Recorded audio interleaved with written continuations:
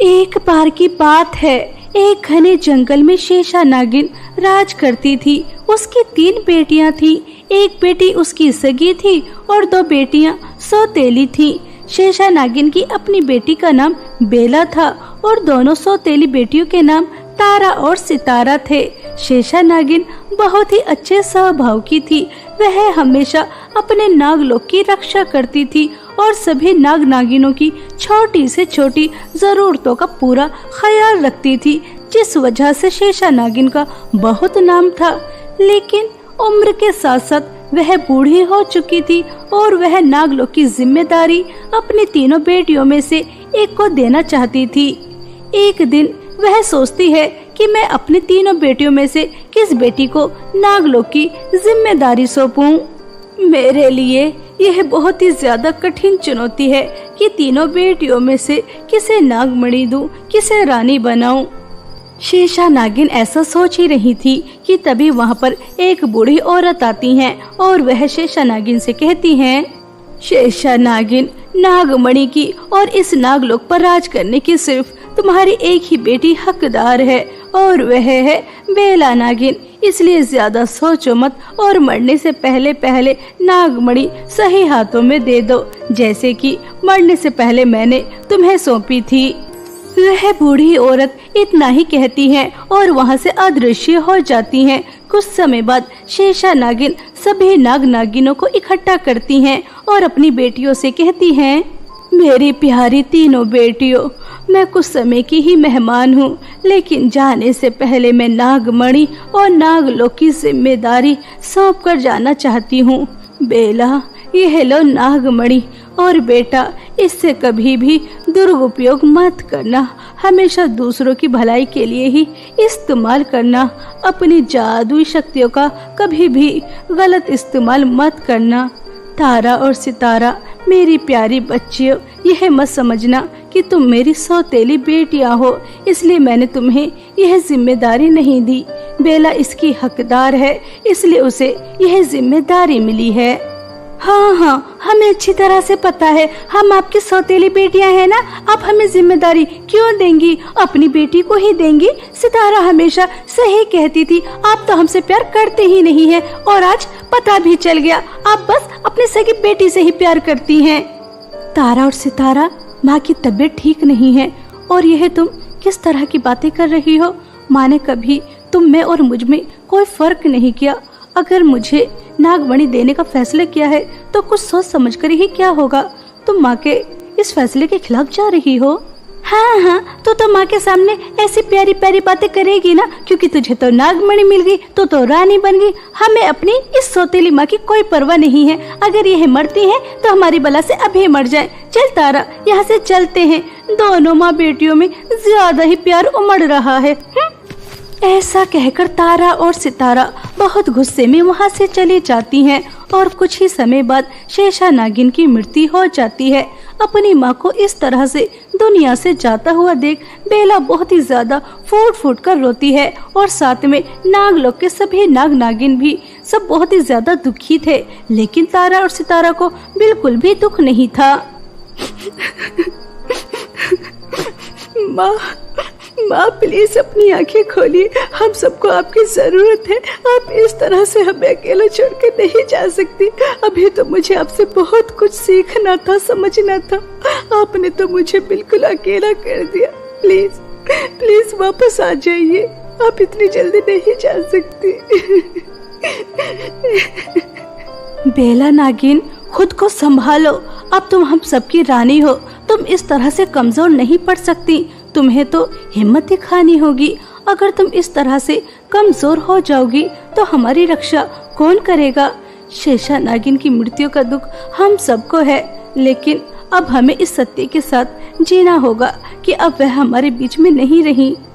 सभी नाग नागिन बेला नागिन को दिलासा देते हैं और कुछ समय बाद शेषा नागिन का दाह संस्कार हो जाता है और अब बेला नागिन अपनी माँ की जगह नागलोक की रानी बन जाती है और वह बिल्कुल अपनी माँ की तरह काम करती है। ऐसे ही कुछ दिन बीत जाते हैं। बेला नागिन का पूरे नागलोक में बहुत ही ज्यादा नाम हो रहा था, क्योंकि वह अपनी शक्तियों का गलत इस्तेमाल नहीं कर रही थी। लेकिन तारा और सितारा से यह सब देखा नहीं जा रहा था। वह किसी भी तरीके से नागमणि को हासिल करना चाहती थी और वह एक दिन बहुत ही ज्यादा खतरनाक जादूगरनी के पास जाती हैं। तभी वह जादूगरनी तारा और सितारा से कहती है, ठीक है, मैं तुम्हारी समस्या समझ गई। यह लो, मैंने तुम्हारे खंजर पर एक ऐसा जहर लगाया है जिसके वार करते ही बेला नागिन मर जाएगी। लेकिन याद रहे, उसकी शक्तियाँ उस समय काम नहीं कर रही हो। बस उसी समय तुम्हें वार करना है और उसके बाद नागमणि तुम्हारी हो जाएगी।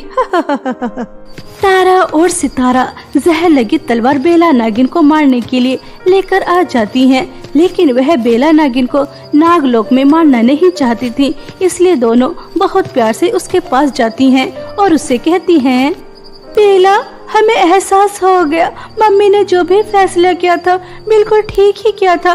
नागमणि की रक्षा तुम बिल्कुल अच्छी तरह से कर रही हो। सभी नाग नागिन तुमसे खुश है। शायद यह जिम्मेदारी हम ठीक तरह से नहीं निभा पाते, इसलिए हमने नाराजगी छोड़ दी है और हम तुमसे दोस्ती करना चाहते हैं। तारा और सितारा, यह तो बहुत अच्छी बात है कि तुमने नाराजगी छोड़ दी और तुम मेरी दोस्त बनना चाहती हो। अब हम तीनों बहन नागलोक की रक्षा करेंगे, किसी भी बुरी शक्ति को आने नहीं देंगे। मुझे बहुत खुशी है कि मेरी बहन मुझे वापस मिल गई। बेला, वो तो ठीक है, अब हमारी दोस्ती हो ही गई है तो चल हमारे साथ पृथ्वी पर चल, थोड़ा एंजॉय कर आते हैं। उसके बाद अपना काम कर लेंगे। सारी जिंदगी काम ही तो करना है। बेचारी बेला अपनी दोनों सौतेली बहनों की बातों में आ जाती है और वह उनके साथ पृथ्वी पर चली जाती है। तभी वह उसे एक खतरनाक जंगल में ले जाती हैं और वहां जाकर बहुत तेज तूफान लेकर आती हैं। सभी पेड़ इधर से उधर गिरने लगते हैं। यह देखकर बेला नागिन थोड़ी अचंभित हो जाती हैं कि अचानक तूफान और बारिश कैसे आ गया। तभी तारा और सितारा पीछे से जहरीले खंजर से बेला नागिन के ऊपर वार कर देती हैं। वह पूरी तरह से जख्मी हो जाती है। तभी बेला नागिन कहती है, अच्छा तो यह तूफान और बारिश तुम लेकर आई थी, क्योंकि आधे चांद को मैं बारिश और तूफान में अपनी शक्तियों का इस्तेमाल नहीं कर सकती, इसलिए तुमने मेरे ऊपर वार किया। मुझे लगा था कि तुम मुझे अपनी बहन मानती हो और हम तीनों बहन प्यार से रहेंगे, लेकिन तुमने तो पीछे से मेरे ऊपर वार कर दिया। तुम्हें तो मुझे अपनी सौतेली बहन कहते हुए भी शर्म आ रही है। आथू हम तो बुरे ही सही है, लेकिन आज तेरी अच्छाई तुझे ले डूबी। तो हमारी बातों में यहाँ तक आ गई। अब तो अपनी रक्षा कैसे करेगी, क्योंकि यहाँ तो तेरी रक्षा करने वाला कोई नहीं है। अब नागमणि हमारी होगी। हम दोनों बहन बहुत ही ज्यादा शक्तिशाली हो जाएंगे और पूरे नागलोक पर हमारा ही राज होगा। हम सबको अपना गुलाम बना के रखेंगे। बहुत मजा आएगा। नहीं तारा और सितारा, तुम ऐसा नहीं कर सकती। तुम नागमणि का गलत इस्तेमाल नहीं करोगी। मैं तुम्हें कभी ऐसा करने ही नहीं दूंगी।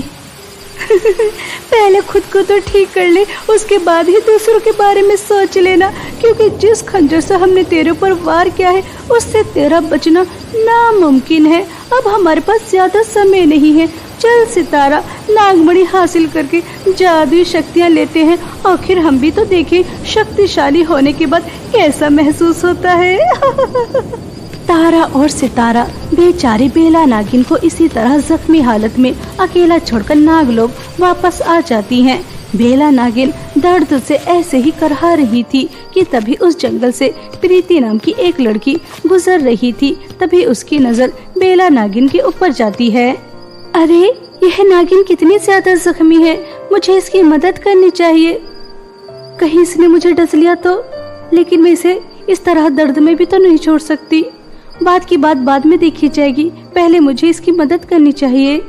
प्रीति आसपास के पेड़ों से कुछ जड़ी बूटियां लेती है और बेला नागिन के जख्मों पर लगा देती है और उसकी बहुत ही ज्यादा सेवा करती है, जिस वजह से बेला नागिन बिल्कुल ठीक हो जाती है और वह नागिन से इंसान के रूप में आ जाती है। प्रीति नागिन को इंसान के रूप में देखकर चौंक जाती है। तभी बेला नागिन कहती है, तुम मुझसे डरो नहीं, मैं एक इच्छाधारी नागिन हूँ। तुम्हारा बहुत बहुत धन्यवाद मेरी जान बचाने के लिए। पता नहीं मेरी दोनों सौतेली बहनों ने अब तक नागमणि हासिल भी कर ली होगी और नागलोक में क्या तबाही मचा रखी होगी। और बेला नागिन अपनी शक्तियों से उसे एक जादूगरनी का रूप दे देती है। प्रीति और बेला नागिन दोनों नागलोक पहुंच जाती हैं। बेला नागिन नागलोक जाकर देखती है तो वहां का नजारा बिल्कुल अलग था। तारा और सितारा सभी नाग नागिनों के ऊपर अत्याचार कर रही थीं, सबको अपना गुलाम बना के रखा था। यह देखकर बेला नागिन को बहुत दुख होता है। तभी प्रीति जादूगरनी बनकर तारा और सितारा के पास जाती है। मैं एक बहुत ही ज्यादा शक्तिशाली जादूगरनी हूँ। जैसे ही मुझे पता चला कि नागमणि तुम दोनों बहनों के पास है, मैं तुरंत तुम्हारे पास चली आई, क्योंकि मुझे पता है कि तुम और भी ज्यादा जादुई शक्तियाँ लेने के लिए कुछ भी कर सकती हो, किसी को भी मार सकती हो। तुम बेला नागिन जैसी अच्छी नहीं हो। मैं उसके पास भी आई थी, लेकिन वह तो अच्छाई की मूर्ति थी, उसने मेरी बात नहीं मानी। अगर तुम मेरी बात मान जाओगी तो मेरे साथ साथ तुम भी बहुत ज्यादा शक्तिशाली बन जाओगी। हाँ हाँ, हमें और भी ज्यादा जादू शक्तियाँ चाहिए, ताकि हम सिर्फ नागलोक पर ही नहीं हर कहीं राज करना चाहते हैं। नीले पत्थर के बारे में जानती हो? बस उसे काली पहाड़ी से लेकर आ जाओ और उसके बाद नागलोक की 10 बूढ़ी नागिनों को मार देना और उसके बाद पूर्णिमा की रात नीले पत्थर और नागमणि दोनों को एक साथ कर देना। उसके बाद जो शक्तियाँ निकलेंगी वह कितनी ज्यादा शक्तिशाली हो सकती हैं, तुम अंदाजा भी नहीं लगा सकती। हाँ हाँ, नीले पत्थर के बारे में हमने बहुत सुना है, वह तो बहुत ही ज्यादा शक्तिशाली होता है और जब नागमणि के साथ मिल जाता है तो उसकी शक्तियाँ कई गुना हो जाती हैं। लेकिन नीला पत्थर लाना इतना आसान नहीं है। जब मुझ जैसी जादूगरनी हो तो फिर डरने की क्या बात। लाओ, मुझे नागमणि दो और मेरे साथ चलो। तारा और सितारा और भी ज्यादा शक्तिशाली होने के लालच में नागमणि प्रीति के हाथ में सौंप देती हैं। प्रीति तारा और सितारा को काली पहाड़ी पर ले जाती है कि तभी उनके सामने बेला नागिन आ जाती है। बेला नागिन को जिंदा अपने सामने देखकर दोनों बहनों के पैरों तले जमीन खिसक जाती है। मुझे जिंदा देखकर हैरान हो। तुम्हारी सबसे बड़ी गलती यही थी कि तुमने मुझे पूरा नहीं मारा, जिंदा छोड़कर आ गई, जिस वजह से मैं दोबारा तुम्हारे सामने हूँ। कहते हैं इंसान को उसका लालच ही मारता है, और आज भी तुम दोनों का लालच तुम दोनों की मौत बनकर तुम्हारे सामने खड़ा है। तुमने लालच में आकर नागमणि प्रीति को दे दी, जिस वजह से मेरी शक्तियाँ दोबारा से मुझे मिल गयी। अब तुम दोनों जिंदा नहीं बचोगी। तुमने नागलोक की नाग नागिनों को बहुत परेशान किया है, उसका बदला तो मैं तुमसे लेकर ही रहूंगी। हमें भी तो कमजोर मत समझना। एक बार तो जिंदा बच गई, लेकिन इस बार जिंदा नहीं बचेगी। एक तरफ बेला और दूसरी तरफ तारा और सितारा थीं। तीनों के बीच में बहुत भयंकर लड़ाई होती है, पहले तलवार से फिर आग से, लेकिन जीत बेला नागिन की ही होती है। बेला नागिन नागमणि की मदद से दोनों बहनों को मार देती है और इस तरह तारा और सितारा को उनके बुरे कर्मों की सजा मिल जाती है। बेला नागिन प्रीति को धन्यवाद कहती हैं और उसे बहुत सारी धन दौलत देकर उसके घर छोड़कर आती हैं और उसके बाद अपने नागलोक वापस आ जाती हैं। सभी नाग नागिन बेला नागिन को जिंदा देखकर बहुत खुश होते हैं। इस तरह बेला नागिन नागमणि की रक्षा भी कर लेती हैं और तारा और सितारा से नागलोक को भी बचा लेती हैं।